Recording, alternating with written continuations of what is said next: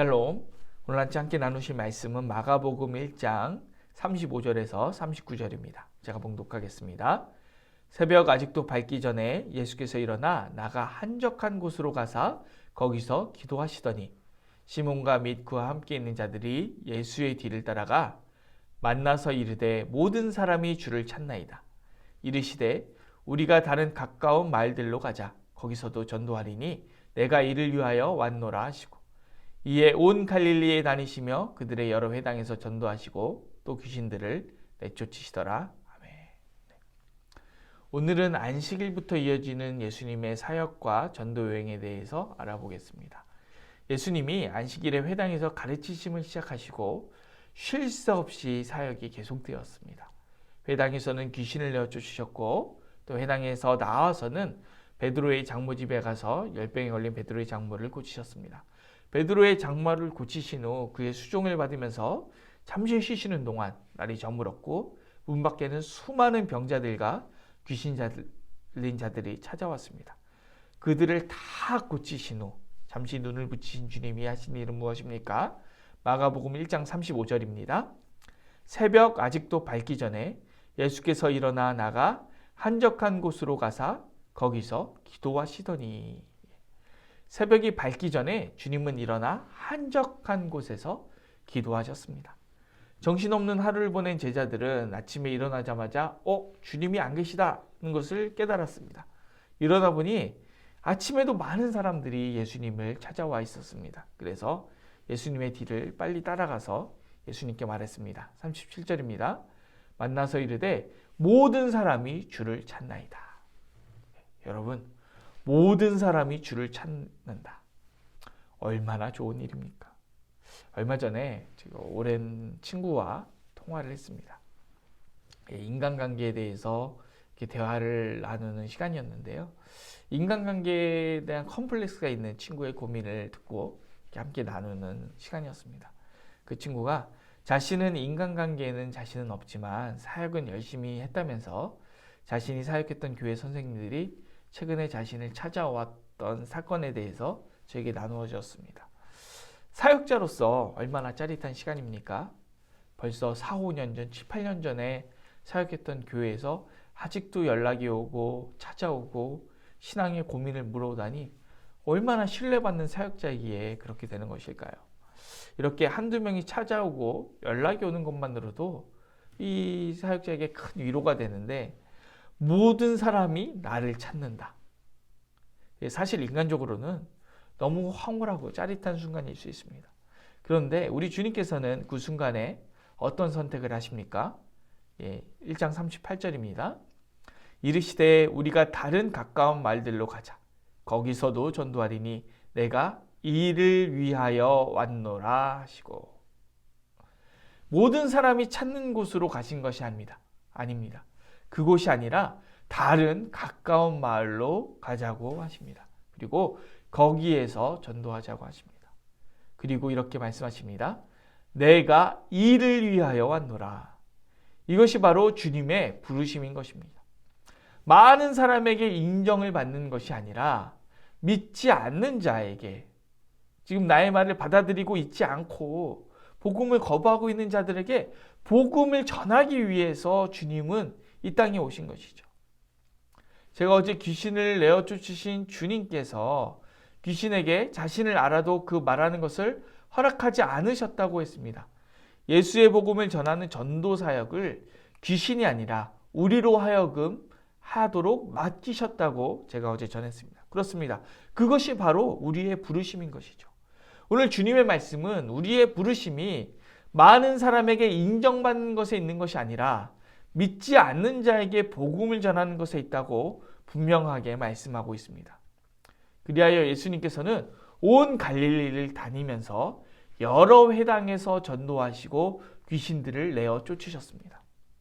가버나움에서 하신 일을 갈릴리 여러 고을에서도 행한 것입니다. 여러분, 이것은 제가 월요일에 말씀드렸던 쿰란 공동체의 의예교사와 예수님의 가장 차이가 나는 장면입니다. 의예교사는 마을을 떠나 광야에서 성전을 대신할 거룩한 공동체를 세울 것을 말했습니다. 그러나 우리 주님께서는 광야로 가시지 않습니다. 갈릴리 여러 마을을 다니십니다. 성전을 대체할 만큼의 거룩을 이루기 위해 거룩한 사람들을 모으시는 것이 아닙니다.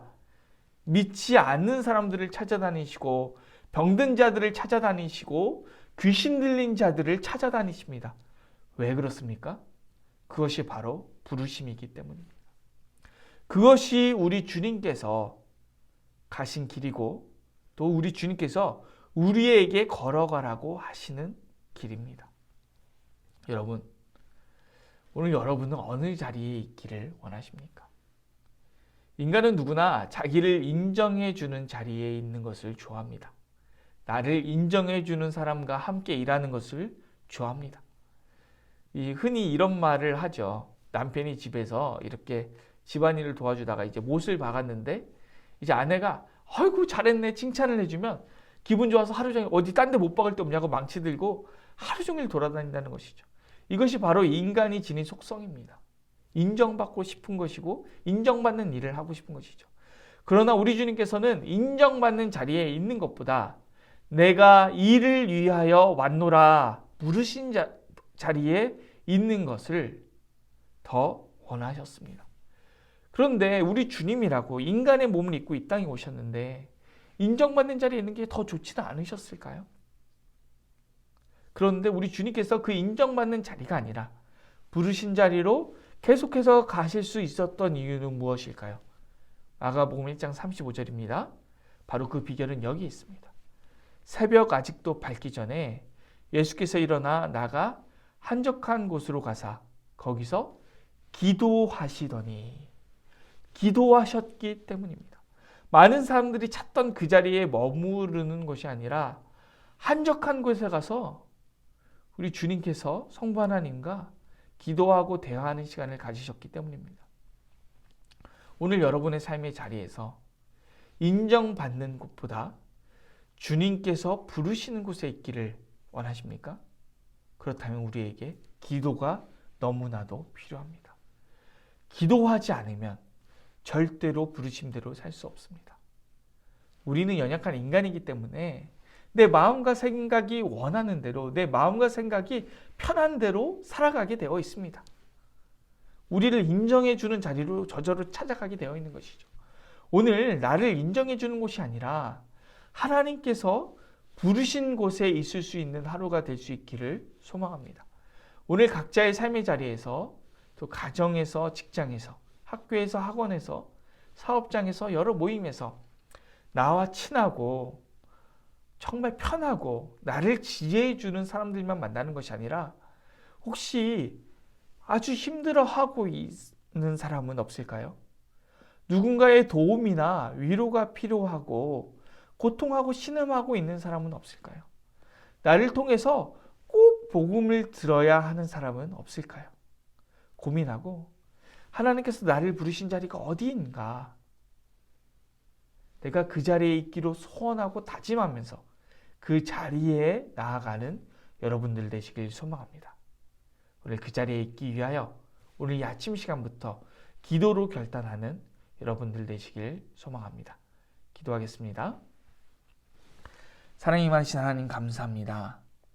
사람에게 인정받고 싶은 욕구를 뒤로하고 오히려 사람들의 인정이 필요한 사람들에게 예수 그리스도의 복음이 필요한 사람들에게 주님께서 나를 부르신 그 자리에 갈 수 있는 우리가 될 수 있도록 역사하여 주시옵소서. 우리가 이를 위하여 이 아침부터 기도로 주님 앞에 결단할 수 있도록 도와주시옵소서. 감사드리며 예수님의 이름으로 기도드립니다. 아멘.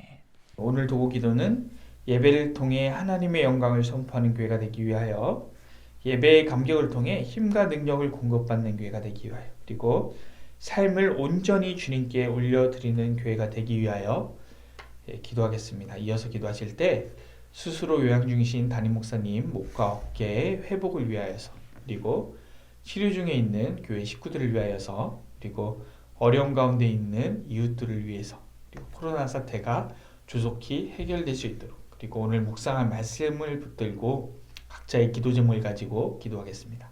기도하시겠습니다.